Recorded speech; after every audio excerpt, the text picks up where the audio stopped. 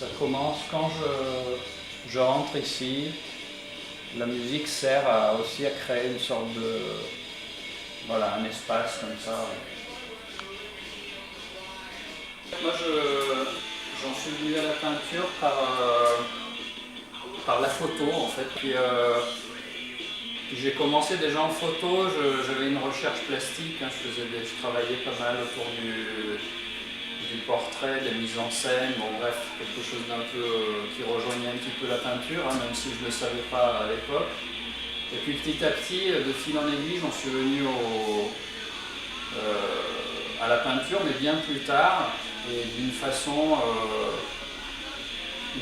plutôt autodidacte. C'est seulement après, une fois sorti des Beaux-Arts, que j'ai commencé à peindre, voilà, d'une façon assez instinctive. Tous les artistes que j'aime bien, qui m'ont influencé, ont quand même ce trait en commun. C'est quand même l'importance du corps dans leur travail. Pas seulement le geste, mais vraiment l'engagement du corps dans la peinture. Voilà.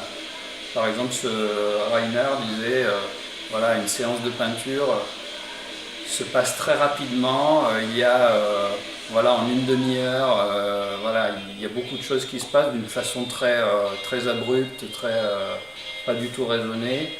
Et après, il n'y a plus rien. Et il dit, et le reste du temps, j'essaye de singer les conventions sociales. Ça, c'est quelque chose qui m'a toujours qui m'a parlé, qui m'a toujours séduit. Je ne fais pas tout à fait comme lui, mais quand même.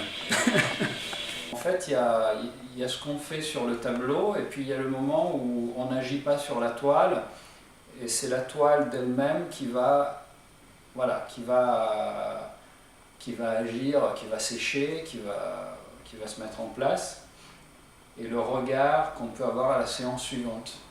Donc il y a ces coupures, elles font partie en fait du travail. Parce qu'à chaque fois on revient avec un regard neuf. En tout cas, c'est ce que j'essaie de faire. On va dire que c'est pas du portrait, mais il y a la façon d'occuper la toile.